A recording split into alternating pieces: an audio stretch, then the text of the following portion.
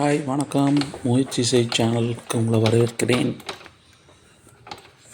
Yamaha ஃபேசினோவில் kicker வேலை செய்யலை பாருங்கள். திருப்பி ரிட்டன் வர மாட்டேங்குது. அதனால் ஃபஸ்ட்டு நம்ம கிக்கரை கழட்டிட்டு ஃபஸ்ட்டு கேஸிங்கை கழட்டிடுவோம்.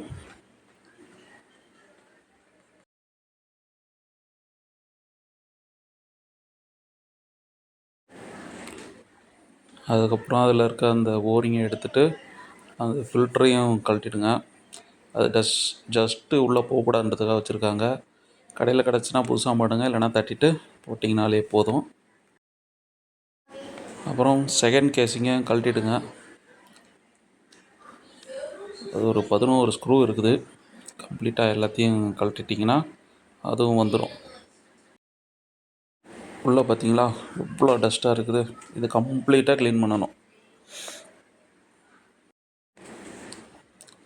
இந்த கியர் தான் நம்ம உள்ளே போய்ட்டு அந்த மோட்டரில் என்கேஜ் ஆகி கிக் பண்ணும்போது கேட்ச் பண்ணி ஸ்டார்ட் பண்ணுறது. இது எனது நல்லா இருக்குது, அதனால் இதையே நான் மாட்டிடுறேன். சப்போஸ் கேட்ச் பண்ணுறது சரியில்லைன்னா அதை மாற்றணும். அதே சமயம் எல்லாத்தையும் க்ளீன் பண்ணிவிட்டு க்ரீஸ் அப்ளை பண்ணிவிடுங்க. ஸ்ப்ரிங்கில் டஸ்ட்டு இருந்ததுனால தான் எந்த கிக்கர் ரிட்டன் வரல. ஸோ நான் ஸ்ப்ரிங்கை டீசல் வச்சு நல்லா க்ளீன் பண்ணிட்டேன். அவ்வளோதான், முடிஞ்சிருச்சு. இப்போ எல்லா போல்ட்ஸையும் திருப்பி போட்டிங்கன்னா செகண்ட் கேஸிங்கை மாட்டிடலாம்.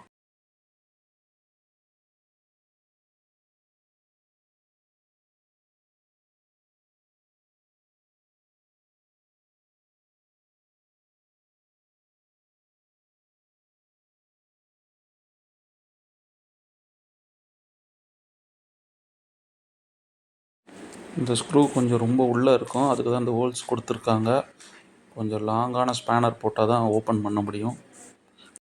செகண்ட் கேஸிங்கில் 8 mm சாக்கெட்டு, ஃபஸ்ட்டு கேஸிங்கில் 10 mm சாக்கெட்டு. அவ்வளோதான். ஓகே, கிக்கர் ரிட்டன் வருதான்னு பார்க்கலாம். அப்படியே ஸ்டார்ட் பண்ணி பார்த்துடலாம்.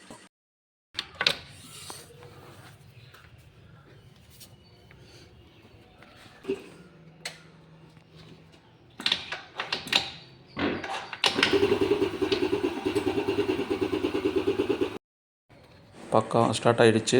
கிக்கரும் போயிட்டு ரிட்டன் வந்துருச்சு. ஸோ ஃபஸ்ட்டு கேஸிங்கை மாட்டியாச்சு. அவ்வளோதான், ஒர்க் ஓவர். நீங்களும் ட்ரை பண்ணலாம் வீட்டிலே. நம்ம கழட்டினதை திருப்பி மாட்டுறோம். அவ்வளோதான், வேலை முடிஞ்சிச்சு. நீங்களே ட்ரை பண்ணலாம். ஸ்கூட்டி சிம்பிள் தான்.